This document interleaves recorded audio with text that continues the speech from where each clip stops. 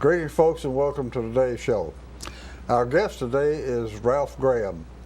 Ralph is a man of many parts, from musician to engineer to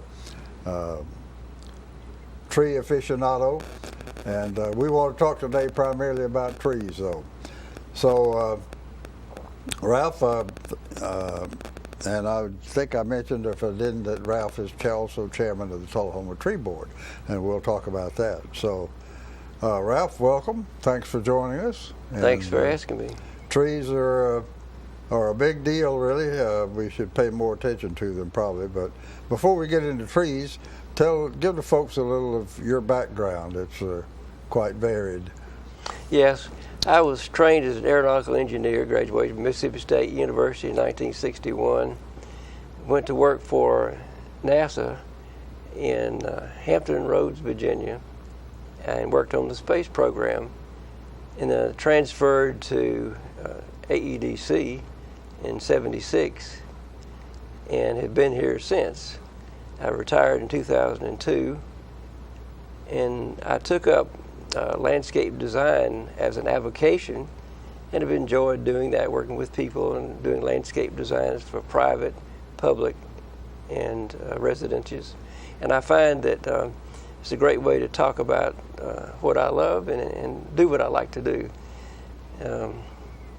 I became a member of the tree board in Tullahoma in 2007, and I was elected chairman of it in 2011. And to this day. Till him, yeah. Oh yeah, he's the in Tullahoma. He's the man to go see about trees. Okay, with that, folks, let's take a short commercial break, and we'll talk about trees.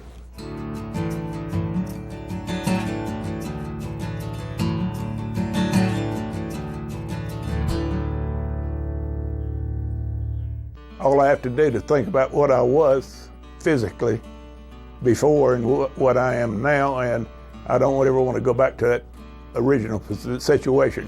The overall mission of the rehab team is always what is best for the patient and how we can facilitate maximum potential from every resident.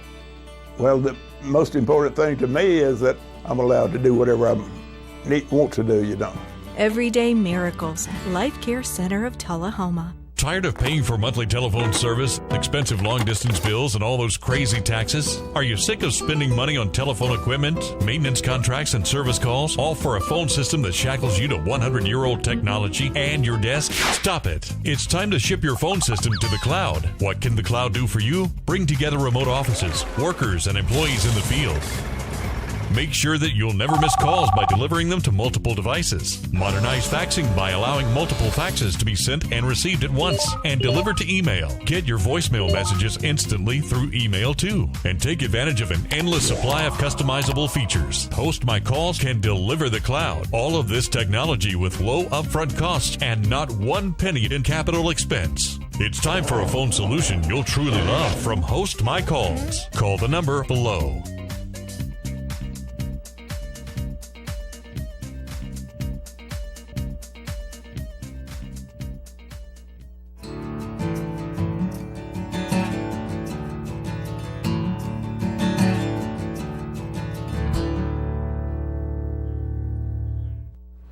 We're back, folks, and we're talking today with Ralph Graham, who is Mr. Tree in Tullahoma these days.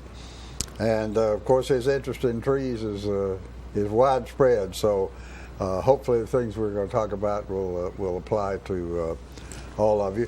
One thing that's kind of unique that we wouldn't wish for all of you, we want to review briefly the EF1 tornado that came through Tullahoma back in the, when was it? November the 26th. Of 16? 29th, sorry. 16. November the 29th, 2016, a year ago and a few days. Yeah, okay. We want to talk a little about that, and what came to my attention the other day is that there has been a map developed from an aerial point of view that shows the trail of the tornado, and we want to talk about that and some of the consequences of that. So And we have a picture of that map, Philip, that we can use to focus on. There we go. All right, Ralph, tell us a little bit. That's a little bit small for folks to be able to read much of, so tell us what we're looking at. This was developed by the emergency management people. They went through and took a Google map and then plotted on it the path of the storm. And what you see there is various types of destruction. The big picture is it went from southwest to northeast through the city. It was a path of 8 miles long, about 300 yards wide. And the areas of extensive damage are in the orange. Property damage, tree damage was throughout this area. Mainly the property damage came about because the trees fell upon the houses. And after this tornado, as chairman of the tree board, I was interested in, well, what was the impact to the community? And I sent out a survey asking private citizens to tell about their loss of trees. And I came up with a total of 1,200 plus trees that were lost due to this storm. And I can say with certainty that there were at least that many trees lost, but it could have been much more than that. I can just say that it was a big impact to the city. The trees that were lost were major trees, and we won't see them again in our lifetimes. But we can do something about it, and that's why I wanted to talk about this. This was right across the street from my house. This tree was lifted out of the ground and placed on top of the house. Just shows you the extensive damage that was due to the trees. It really was lifted out of the ground, literally. It's just amazing. You mentioned, I didn't remember hearing the length of it. You said it was the trail was 8 miles long. 8 miles long. Beginning in southwest along about what? Sharondale, that area. Sharondale, and coming across, let's say across the downtown area, somewhere around McDonald's. Right. Right, and then went over to the country club, ripped the roof off of it, jumped across the lake, and went up and ended in the Lake Hills area. Okay, and by the way, we might mention this could get to be a little personal with Ralph because he was directly affected. He's unfortunately was in the path of the storm. Has there? And you say so. There's a minimum of 1,200 trees. Right. It probably is somewhat greater. Has there been any value placed on either trees or property or some combination of them? Has anybody estimated? I have not seen anything like that. From a property value standpoint, I did on my property. I lost 21 trees in 2 acres, major trees, 3 and 4 foot diameter oak trees. And there's a formula for going through and assessing what the value to the home is, the landscape value, and you can actually make a tax deduction based on that. But as far as damage to homes and a cumulative loss of trees and that value loss to the landscape, I've seen no such number. Yeah, that's kind of unfortunate. You did mention that we had applied for some funds out of the National Emergency Fund zone, but it was not formally declared a disaster area, so we did not get those funds. Yeah. So the loss really was borne by the individual property owners and insurance companies. Sorry, insurance. Yes, well, yeah. I'm sure they felt it. Okay. Well, let's talk about one of Ralph's many activities is the chairman of the Tullahoma Tree Board. And do the other communities in the general area have something comparable to the Tree Board, or is that something we cooked up? Well, Nashville has a very active one. Nashville? Yeah. Okay. and I'm sure there are others. I can't list them for you, but yeah, you haven't done a survey of tree boards. Well, no. Talk us a little bit about what the tree board is about. Well, the tree board's mission is to preserve and enhance the trees of the city, and the tree board is directly public property. That's right, directly responsible for public trees. That is, on the public right-of-way, trees that line the boulevards, and in that respect, the city has a tree ordinance which lists what are the things you can and cannot do with the trees. You can't cut a tree down that's on city property without permission. The city owns it, and so there are ways to enforce that too. So, but in a positive sense, we encourage. Part of our mission is to let the general public understand what the value of trees are, and help them to decide what trees they would like to plant. From time to time, we get private requests to cut down city trees because they constitute, in their view, a hazard to their property. And the city considers that, and the tree board will work with the city forester and determine if the tree needs to be removed. And then you'll remove it if it does. Huh? That's right. Yeah. If it's a hazard to property or pedestrians or traffic, then we take it down. It's a city liability. All right. Okay.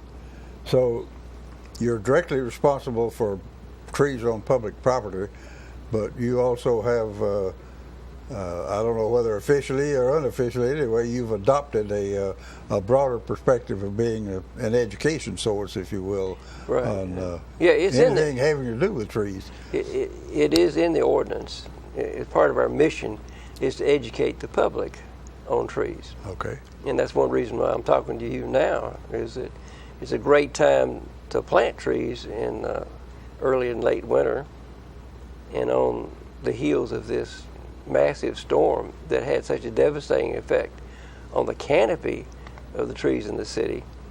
I think it was a good time for us to have this conversation. Yeah. Okay. And there are city rules with respect to developers, right? What they should and should not do in developing property with respect to trees. Right. There's a landscape ordinance that prescribes the number of trees that you have to have on the property. And it's basically for every 100 feet of perimeter, you have to plant a tree. So if there are no trees on it, you have to plant them. That's right. Yeah. That's right. All right. How about taking care of the ones that are on there? We approach that in a couple of ways. One is we encourage them to preserve as many trees as possible.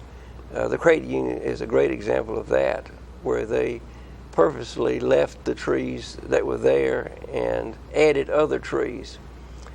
But we can't prescribe which trees they cut down, because that's really private property, but it's developed in the city. So we have the landscape ordinance that directs how you add trees, but it doesn't say which trees you preserve per se.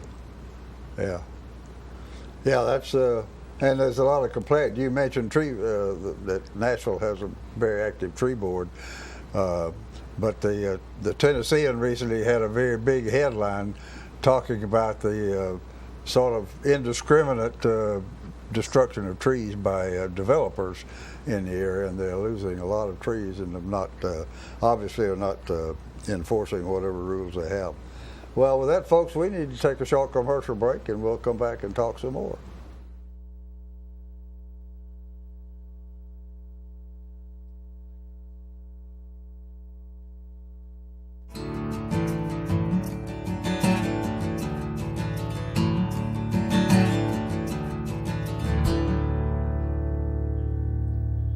Russell Barnett Hometown Auto Rental has proudly served your auto rental for over 30 years. Check out this huge selection to choose from. Small car, mid-size car, full-size car, crossover vehicle, SUV, minivan, pickup trucks, 12 and 15 passenger vans. Whether big or small, Russell Barnett Hometown Auto Rental has them all.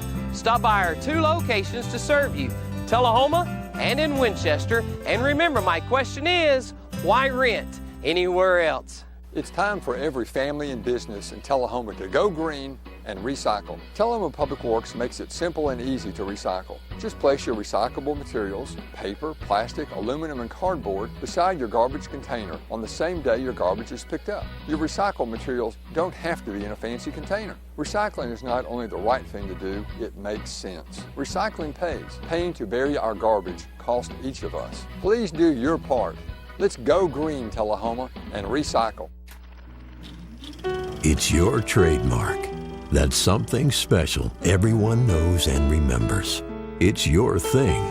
It's made holidays special for decades and summers unforgettable for the entire neighborhood. It's made everyone laugh every single time.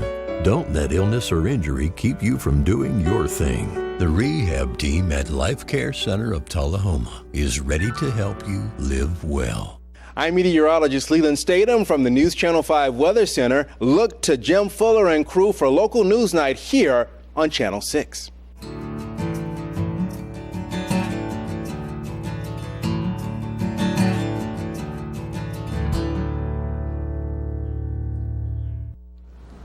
We're back, folks, and we're talking today with Ralph Graham, who is Mr. Tree in Tullahoma, if you will, chairman of the tree board, and has a long and passionate interest in trees. And Ralph, you in our discussions about what to talk about today, you made a point that I think for most people is sort of a ho-hum subject, and that we need to pay more attention to, and that's how's the correct way to plant a tree. How not only the correct way to plant it, but when and where, and so let's talk about that. And Ralph has a picture he sent in that we need to put up that shows the proper way to plant a tree, and I believe you said that was developed by somebody else. By the University of Tennessee. Okay. And right. Describe what the folks are looking at. Well, when you get a tree from a nursery, oftentimes it's called a it's a B&B, balled and burlapped, and it's contained with burlap and usually a wire cage around the bottom of it. And just basically, you plant the tree just short of the depth of the root ball, and have a hole for the tree 2 to 3 times the diameter of the root ball. And it's really critical that when you dig the hole, that you don't dig it too deep and then fill it back in, because even if you plant it at that time, the tree will settle later and will consequently be too deep. So that's a major area. You don't want any soft dirt in the bottom of the hole. No, that's right. You want the native soil there. If you dig it too deep, again, it's going to sink, and it'll be too deep. And I think you mentioned earlier that planting too deep is one of the most frequent mistakes made. That's right. You think about it, at the flare, the juncture between the root system and the tree bark stage. Bark cannot take water, standing water, but the roots are developed underneath the ground. So if you put bark that normally is dry underground, then you're going to end up rotting the bark around it. Yeah. So that's the reason for it. Yeah. Yeah, well, that's interesting. I could imagine most folks would think that having some soft dirt in the bottom would be ideal. And so you say whatever the size of that root ball is, you want to dig a hole that's 2 to 3 times as wide. The diameter, right. As the diameter wise. And it helps you in a couple of ways. One is it allows you to position the tree once you get it in the hole. And number 2 is that it loosens the soil around it so the root system can grow into that. You don't put amendments in the thing. You put back in the same soil you took out, and once you get it half filled, you put water in it and settle it down so it has no air pockets in it. Then fill the rest of it, and then the dirt that's left over, you're going to displace some dirt because the root ball takes up volume. Sure. So put a dam around it, and then put mulch on top of it, and keep the mulch away from the bark of the tree by about 2 or 3 inches, so rodents don't eat on it during the wintertime. Okay. Trees normally don't need staking, but this time you can. Don't need what? Staking. Staking. You don't hold it up because we don't have major winds in this area. Yeah. Except tornadoes. Sorry. Okay. All right. And this is a resource that's available on the website, the Tullahoma, Tennessee.gov has a website for trees, just /trees, and you can go to that and find resources not only about how to plant the tree, but also how to select trees and what trees to select. And we'll talk a little bit about that. On that point, I might mention also that the precaution you made against having soft dirt in the bottom of the hole, which is not desirable, doesn't apply to the sides, I think, right? In fact, if you've got a clay surface, you could even poke some holes in the side. That's right. To allow the roots to. You're exactly right. You break through the clay barrier, because you don't want this to be kind of a coffin for the root ball. You want it to drain water out of it. Right. And if it doesn't drain, you can poke holes in the side of it, and that helps it. Okay. Good point. All right. And I guess the roots tend to grow outward as well as down. Yeah, and the thing is, one reason why you plant in the wintertime is that as long as the ground is not frozen, the roots grow throughout the winter. The tree seems dormant above the ground, but it's actually growing roots underneath. And right now is the desirable time to plant. Right, the trees are dormant. Right now. Right now. So go buy yourself a tree for Christmas and get it planted. All right, let's talk a little bit about the trees that are best suited for the area. All right. We're accustomed to seeing these giant oaks that are spectacular when they're 40, 50 years old until they come down. Mm-hmm. That frequently creates a sizable problem, as big as the trees. So talk a little bit about that. What's good for our area, and how come? We have 165 native trees that do well in this area. In this area? Yeah. Not just all of Tennessee? No. 165. Native species. We have on the website that I spoke about, the trees, there is a spreadsheet that sorts them according to species and common name and scientific name, whether it's deciduous, that is, it drops its leaves, or evergreen, and the persistence that it can live in. It wants to have, persistence is evergreen or deciduous, and exposure is it in a shade environment, part shade, or sun? And then there's a category of how fast it grows. And that's what I'm interested in. After losing major trees, I want trees that'll grow fast. So I have a list in my mind. Right now, where in the areas that have been cleaned off trees, you want to plant trees that'll grow fast. That's right. Yeah. That's right. And there are quite a few you can choose from. There are a couple of evergreens that you can use, or the native. It's called a cedar, but actually it's a juniper. But you see them growing on the roadsides. It's a very fast-growing tree. And there's another one called a deodar, D-E-O-D-A-R cedar, that's fast-growing. People don't use that very much, but it's really a great tree to use, evergreen. And then you sent us a picture of one. I think it was a cypress of some. That's yeah. Let's see that picture. Yeah, there we go. That's a deciduous tree. That's out of my backyard. It's funny. I'm across from the country club, and each fall, of course, it loses its needles. It turns a brownish yellow gold, and somebody called me and said, "Ralph, you're losing your pine tree." And I said, "No, it's a deciduous tree." That tree is very fast growing. It grows 4 feet tall, 4 feet every year. Ah. And another one that grows very fast, it's an oak called a willow oak. And the red maple is a good one. Dogwoods, of course. Weeping cherries. They're just a huge list of them. If you go to that website, you'll see a list of trees you can choose from. What's that website again?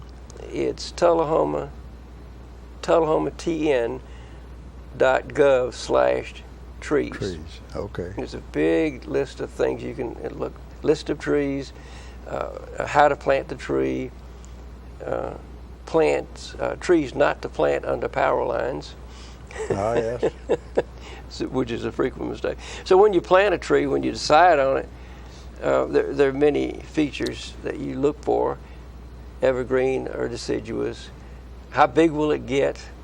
What light does it need? And when you plant a tree, you look up, down, and all around. You have to check for power lines or underground utility lines. Will it be a hazard to the house later on? Is it too close to the house? You don't plant a sequoia next to the house. Well, folks, we've got quite a bit more we could talk about, but as we frequently do, we've just flat run out of time. So we're going to have to take a short commercial break and wrap up.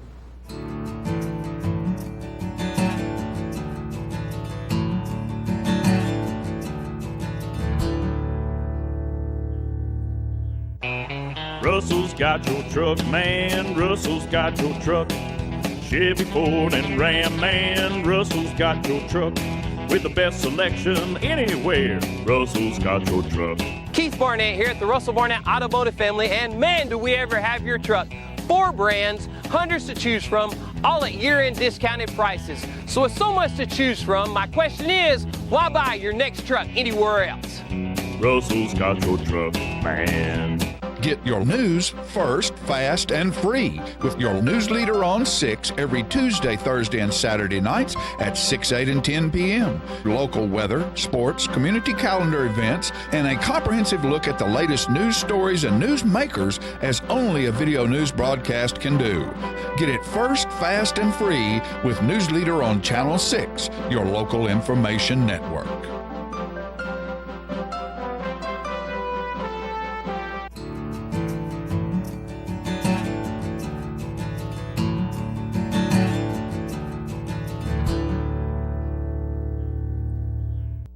We've been talking today, folks, with Ralph Graham, who is the primary advocate for trees in this whole area. So, Ralph, I want to thank you for joining us. And do you have a few seconds to say something to the folks?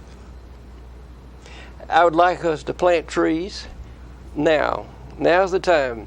That's to replace those trees we lost and have things of beauty. I like this one. This is a ginkgo tree in front of Lutheran Church. The best time to plant a tree was 20 years ago. The second best time is now, a Chinese proverb. Right. That was 20 years old, I guess, that you showed there, or more or less. So, well, as I say, folks, Ralph is very passionate about trees, and that's a good thing. And so this is the time. So, as I say, for Christmas, buy the family a tree and go plant it. So, again, thanks for taking time to join us, Ralph, and we wish all of you a great Christmas season, and we will see you next time.